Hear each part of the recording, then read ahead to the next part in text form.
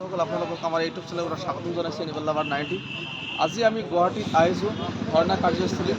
আমি ইয়াত ধৰ্ণা দিছোঁ। এইফালে চাওক কেমেৰামেন, ইয়াতে লিখা আছে সদৌ অসম কৃত্ৰিম প্ৰজনন কৰ্মী গোপাল মিত্ৰ মৈত্ৰী অসম পশুপালন চিকিৎসা বিভাগ। এইটো ধৰ্ণা কাৰ্যসূচী হয়। এই ধৰ্ণা কাৰ্যসূচীটো দিয়া হৈছে আমাৰ গোপাল মিত্ৰসকল আৰু মৈত্ৰীসকলৰ কাৰণে আৰু ভৱিষ্যত নিৰাপত্তাৰ কাৰণে।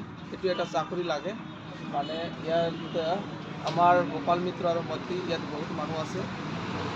ইয়াতে প্ৰায় 1500 মানুহ আমাৰ গোপাল মিত্ৰ আছে আৰু ইয়াতে মানে আমি ধৰ্ণা কাৰ্যস্থলীটো ইয়াত চলি আছে 11/2/2025 চনৰ পৰা আজিৰ তাৰিখটো হ'ল 18 তাৰিখ।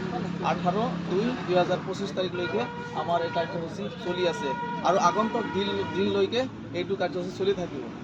বন্ধুসকল, এইটো আমাৰ ভৱিষ্যতৰ কাৰণে এইটো বহুত ইম্পৰ্টেণ্ট হয়।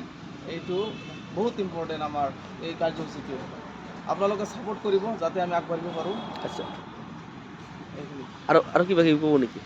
আৰু কি ক'ম, আপোনালোকৰ এই কেইদিনমান যে আপুনি কাৰ্যসূচী আন্দোলন কৰিছে, তাৰ বাবে আমাৰ কৰ্তৃপক্ষ কিবা কিবি কৈছে নেকি আপোনালোকক? কৈছে আমাৰ আজি ইয়াতে আহিছিল CO আৰু আহিছিল আমাৰ ডিষ্ট্ৰিক্টৰ যিটো DC থাকে আৰু আমাৰ MLA আহিছিল, আমাৰ গোৱালপাৰা ডিষ্ট্ৰিক্টৰ MLA আব্দুৰ ৰছিদ মণ্ডল আৰু বিভিন্ন ধৰণৰ নেতা ইয়াত আহি আছে আৰু আমাৰ বুজ লৈ আছে যে আমি ইয়াত কিহৰ কাৰণে আহিছোঁ।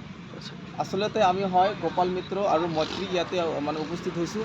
এয়াৰ টেকনিচিয়ান বুলি মানে গম পায়, এয়াৰ টেকনিচিয়ান আচলতে সেইটো মানে হ'ল কৃত্ৰিম প্ৰজনন কৰ্মী। এইটোৱে আমাক মানে কৃত্ৰিম প্ৰজননৰ বাহিৰত আৰু আপোনালোকে কিবা কাম কৰে নেকি? কৰোঁ, মানে আমি গাঁৱত গৈ কৃত্ৰিম প্ৰজনন কৰোঁ আৰু বিভিন্ন ধৰণৰ গৰুত আমি সিহঁতক ভেকচিন মাৰোঁ, কেষ্ট্ৰেশ্যন, বিভিন্ন ধৰণৰ কাম আমি কৰি থাকোঁ। চেঞ্চাছ, ইহঁতৰ মানে গৰুৰ যিকোনো কাম আমি কৰি থাকিব লগা হয়। ঠিক আছে, আমি খন্তেক পিছত আৰু